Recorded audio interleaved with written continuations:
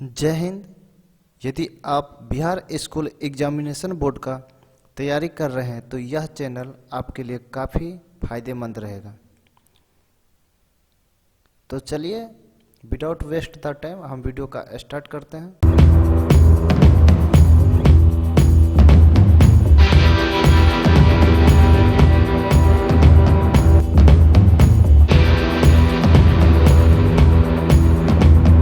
Topic होगा वो होगा how to write a summary, यानी कि किसी भी समरी को हम कैसे लिखेंगे। How to write a summary. अब समरी होता क्या? समरी का मतलब होता है सारांश, यानी कि किसी भी चैप्टर को या किसी भी पोएम को एक सारांश में कहना, यानी कि उसका छोटा रूप देना, उस स्टोरी को छोटा रूप देना और बहुत कम शब्दों में उस स्टोरी को कवर करने की कोशिश करते हैं। उसे हम लोग क्या बोलते हैं? समरी कहते हैं। लेकिन सबके माइंड में ये आता है, प्रत्येक स्टूडेंट के माइंड में ये आता है, इतना बड़ा बड़ा समरी याद कैसे होगा, कैसे याद करूं? क्यों? क्योंकि उनको जो है पोएम का 10 समरी याद करना होता है और प्रोज का 11 समरी, टोटल हो जाता है 21 समरी उसको याद करना होता है, जो कि एक स्टोरी की तरह होता है। काफ़ी इम्पॉसिबल लगता है, खास करके बिहार बोर्ड के स्टूडेंट के लिए। तो चलिए आज इसी को आसान बनाते हैं। तो आज के बाद आप कोई भी समरी इजीली लिख सकते हैं, उसमें आपको कोई भी प्रॉब्लम नहीं होगा। क्यों? क्योंकि आज जो मैं बताने वाला हूँ एक ट्रिक के ऊपर। क्यों? क्योंकि यहाँ पर सीखेंगे ट्रिक, और ट्रिक के बेस पर हम लोग कोई भी समरी को लिखेंगे। क्लियर? चलिए हम लोग स्टार्ट करते हैं समरी कैसे लिखते हैं।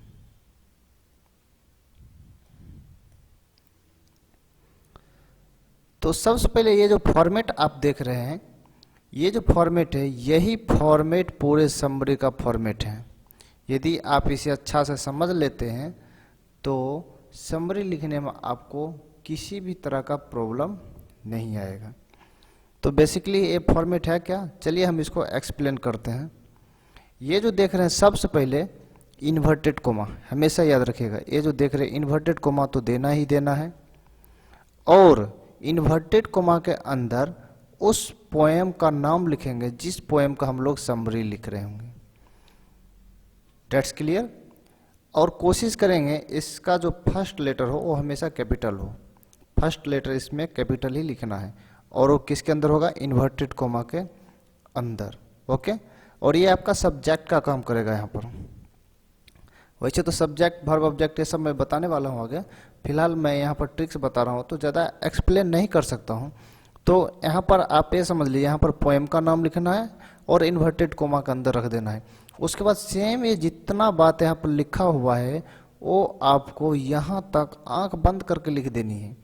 यानी कि is a poem, suppose that poem name मान लीजिए है now the leaves are falling fast, तो now the leaves are falling fast is a poem has been composed by. यहाँ तक तो आप लोग लिख सकते हैं। और ये जो है पूरे 10 के 10 समरी में फॉलो होगा ये रूल्स, यानी कि पोएम का जो ये 10 पोएम है, ये पूरे 10 पोएम में रूल्स को आप फॉलो करेंगे। क्लियर?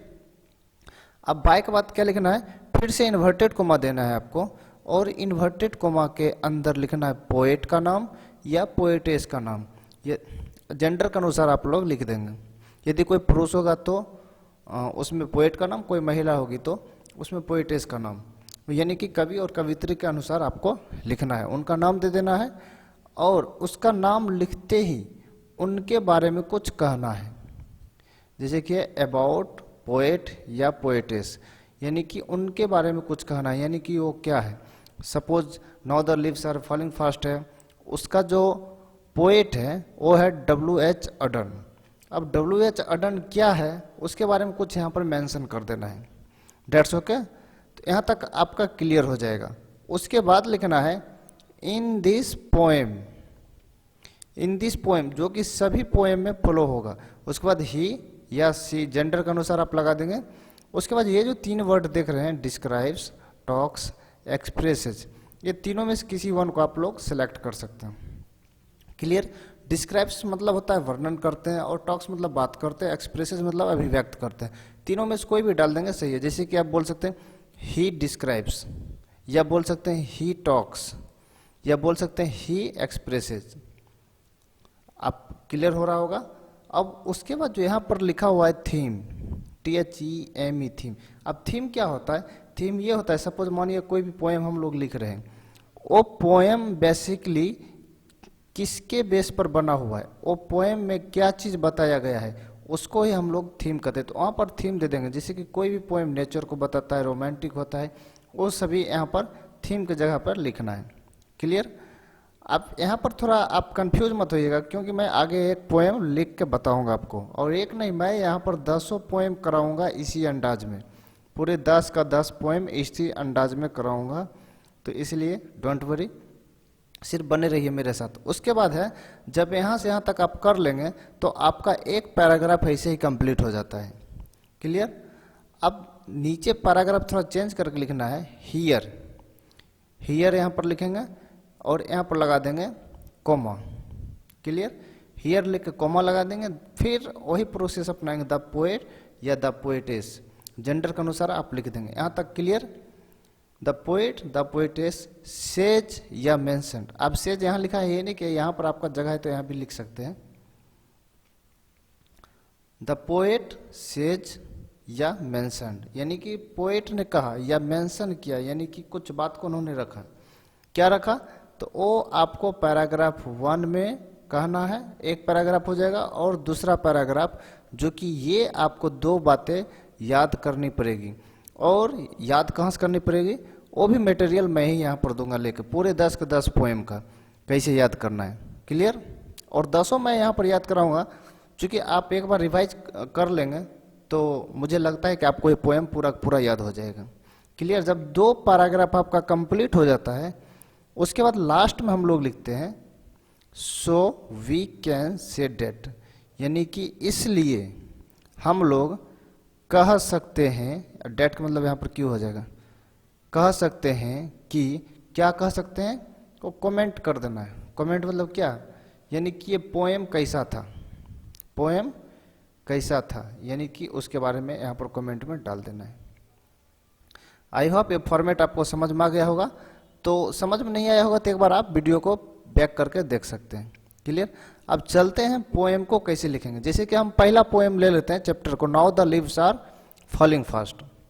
अब यहाँ पर देखिए, सबसे पहले उस फॉर्मेट में जितना भी बात दिया गया है, कितना बात दिया गया, एक पोएम का नाम, नंबर 1 पोएट या पोएटेस का नाम, ठीक है, अबाउट पोएट, पोएट के बारे में, और थीम, ओके, पैराग्राफ जो कि आपको याद करना पड़ेगा, मैं लिख दूंगा। उसके बाद एक कमेंट। देखिए ये बात यहाँ आपको नेक्स्ट मिल जाएगा।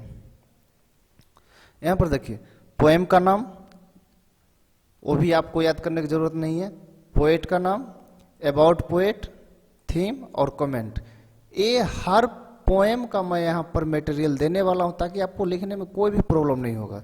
देखिए अब पोएम का नाम है now the leaves are falling fast, that means अब पत्तियां तेज से गिर रही है। इसका मतलब ये नहीं है कि पत्ते तेज से गिर रहे हैं, यहाँ पर इंसान को यहाँ पर वर्णन करते हैं, क्योंकि अगर कोई भी इंसान बूढ़े हो जाते हैं, ओल्ड हो जाते हैं, तो वो जो है मृत्यु को पाते हैं, तो उन्हीं के ऊपर ये जो है ना बनाया गया है, उन्हीं के ऊपर ये बनाया गया है। और इस पोएम का जो पोएट है, पोएम मतलब होता है कविता, और कविता जो लिखते हैं उसको बोलते हैं कवि, तो पोएट का मतलब हो जाएगा कवि। तो पोएट का नाम है W.H. अडन। तो now the leaves are falling fast का पोएट कौन है, W.H. अडन। ये बात आप याद रखिएगा, ये मैचिंग में भी पूछता है और ऑब्जेक्टिव में भी आ जाता है। तो W.H. अडन का फुल फॉर्म होता है विस्टन ह्यूग अडन, उसका पूरा नाम ये है। अब ये W.H. अडन है क्या, यानी कि इनके बारे में हम जान लेते हैं। W.H. Auden, he was an English poet, वह एक अंग्रेजी कवि है, लेटर बाद में, हु शिफ्टेड टू अमेरिका, जो बाद में अमेरिका में शिफ्ट हो गए। ये अबाउट पोएट, पोएट के बारे में इतना बात आपको याद रख लेना है, डेट्स ओके। उसके बाद है थीम। अब थीम क्या है, इस कविता में किसके बारे में वर्णन किया गया है। इस कविता में उन्होंने लिखा है ही टॉक्ड उन्होंने बात किए हैं, या ही मेंशन्ड ये भी बोल सकते हैं, उन्होंने वर्णन किए हैं, उन्होंने मेंशन किए हैं अबाउट द माइजरीज। ये जो वर्ड है बहुत ही बेहतरीन वर्ड है, ये रिलेट करता है सैड से, एंग्जाइटी जो चिंता होता है, दुख से, इन सभी से रिलेटेड वर्ड है माइजरीज। यानी कि he talked about the miseries of a person's life, कहता है किसी पर्सन्स के लाइफ के, किसी पर्सन के लाइफ के माइजरीज के बारे में बोलते हैं। यानी कि माइजरीज के बारे में इन्होंने बताया, यानी कि उसका दुख और एंग्जाइटीज के बारे में यहाँ पर उन्होंने वर्णन किया है। That's clear.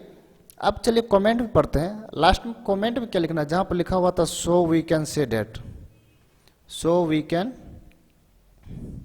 से डेट, उसके बाद जो लिखने वाला ये है, यही सेंटेंस है, so we can say that it is really fine poem, या वास्तव में अच्छा पोएम है। इन विच का मतलब होता है जिसमें, इन which he has brilliantly talked. अब ही हैज जो है प्रेजेंट परफेक्ट टेंस का है, टॉक्ड यहाँ वर्ब का third form, he has brilliantly talked, जहाँ पर उन्हें ब्रिलियंटली यानी कि अच्छे से उन्होंने बात किए हैं। क्या बात किए हैं? About the harsh reality death, यानी कि कट्टु सत्य मृत्यु के बारे में उन्होंने बात की है। तो मैं ऐसा कहूँ तो आपको ये समझ में आया होगा। अब चलते हैं कि समरी कैसे तैयार हुआ। इससे इतना मटेरियल आपको मिलने के बाद देखते हैं कि आप समरी लिख पाते हैं। वहाँ पर चलिए देखते हैं। यहाँ पर अब यहाँ पर देख सकते हैं एक यहाँ पर पेज ओपन हुआ है जिसका नाम है now the leaves are falling fast. अब इसमें एक समरी बन के आएगा एक बॉक्स में, इस समरी पर थोड़ा गौर फरमाइएगा। ये जो है देखिए इन्वर्टेड कोमा है, इसके अंदर में पोएम का नाम लिखा हुआ है। सेम वही प्रोसेस है, is a poem has been composed by, यहां तक लिखना था। उसके बाद पोएट का नाम, तो पोएट का नाम क्या था आप जानते हैं, पोएट का नाम था W.H. अडन।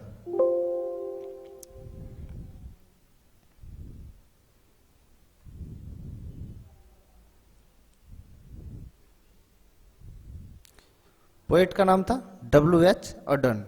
अब he was an English poet later who shifted to America. अब जो है W.H. अडन के बारे में बताया गया है, जो कि उनके लिखा हुआ था अबाउट द पोएट, तो ये पॉइंट यहाँ पर डाल दिए हैं। उसके बाद है इन दिस पोएम, जो कि फॉर्मेट में दिया हुआ है, तो ही टॉक्ड या ही डिस्कस्ड, ही डिस्क्राइब्स या ही मेंशन्ड, कुछ भी यहाँ पर डाल सकते हैं। फिर है यहाँ पर थीम लिखा हुआ है, थीम क्या है, about the miseries of a person's life. यहाँ तक तो आपको लिखने में किसी भी पोएम को कोई भी प्रॉब्लम नहीं होगा, यहाँ तक कि यहाँ तक आप लिख सकते हैं, डेट तक, यहाँ तक आपको फॉर्मेट में ही मिल जाएगा। इतना मटेरियल मैं ही दे दूंगा। उसके बाद आपको याद करना पड़ेगा, याद करना पड़ेगा द साउंड रियलिटी डेथ, कहता आवाज जो मृत्यु है, which is waiting for everyone, कहता है व्हिच मतलब यहाँ पर हो जाएगा जो, व्हिच इज वेटिंग जो इंतजार कर रहा है, फॉर एवरीवन यानी कि सबके लिए इंतजार कर रहे हैं, मृत्यु है ऐसा आवाज है उसका, वो इस पैराग्राफ में कह रहे हैं। उसके बाद है we can not enjoy the life internally, कहता है हम आंतरिक रूप से लाइफ को एंजॉय नहीं कर सकते हैं। वन डे एक दिन, the angel comes and puts a break on our life, कहता है एक दिन एंगल आएंगे। अब एंगल्स का मतलब क्या होता है, देवदूत। एंड पुट्स अ ब्रेक, अब कहता है पुट्स अ ब्रेक, एक ब्रेक वहां पर लगाएगा, कहाँ पर, ऑन आवर लाइफ, हमारे जीवन पर, यानी कि कहता है एंगल्स आएंगे, एक दिन दूत आएंगे हमारे जीवन पर ब्रेक लगाएंगे। ये हो गया फर्स्ट पैराग्राफ। और ये सेकंड में लिखना है दिस प्रोसेस, कहता है यह प्रक्रिया कंटिन्यू रहता है, and the new ones takes the place of old ones, कहता है कि यह प्रक्रिया जारी रहता है, और कहता है new ones takes the place, कहता है जो नया आता है वो स्थान लेता है, किसका स्थान लेता है, ओल्ड वंस, यानी कि किसी पुराने का स्थान लेता है, यानी कि पुराना जो है डेथ को प्राप्त करते हैं और नया जो है उसका वहाँ पर बर्थ होता है, यानी कि वो बर्न लेते हैं, यानी जन्म लेते हैं। That's okay. उसके बाद है the death detach us from, कहता है मृत्यु जो है अलग करता है किससे, रियल लाइफ से, रियल लाइफ से मृत्यु क्या करता है, डिटैच करता है। एंड और ऑल आवर डिजायर्स, कहता हमारी जितनी भी इच्छाएं होती है, हमारी जितनी भी अभिलाषाएं होती है, उनको क्या करते हैं, रिमेन बिहाइंड, यानी कि पीछे छोड़ देते हैं। अब यहाँ पर ये 2 पैराग्राफ हो गया, सिर्फ आपको इतना ही याद करना है, इतना ही याद करना। उसके बाद ये भी फॉर्मेट में दिया हूँ, so we can say that, इसलिए हम लोग कह सकते हैं it is really fine poem in which he has brilliantly talked about the harsh reality death, that's okay. तो इतना ही समरी आपको लिखना है प्रत्येक चैप्टर का, यानी कि आपको आप देख सकते हैं याद कितना, याद करने की कितना जरूरत पड़ रहा है, आप भली भांति याद जान रहे हैं। क्लियर? तो मैं आशा करता हूँ आपको बहुत अच्छी तरीक़ा से समझ में आया होगा। यदि आपको अभी भी कोई प्रॉब्लम हो रहा है तो आप कमेंट बॉक्स में लिख करके पूछ सकते हैं, या किसी का वर्ड पूछना हो या हिंदी इसका चाहिए वो भी आप पूछ सकते हैं, मैं हर कमेंट का रिप्लाई दूंगा। क्लियर? तो चलिए आज का वीडियो में इतना ही। अब मिलते हैं नेक्स्ट, एक बार फिर से नेक्स्ट जो पोएम होगा उसका वीडियो लेकर मैं आप लोगों के बीच आऊँगा। और मैं एक बात बता देना चाहता हूँ कि मैं हमेशा अपडेट रहूँगा इस प्लेटफॉर्म पर, और मैं 2023 बिहार बोर्ड इंग्लिश का पूर्ण रूपेण तैयारी कराने वाला हूँ यहाँ से। That's okay. जय हिंद।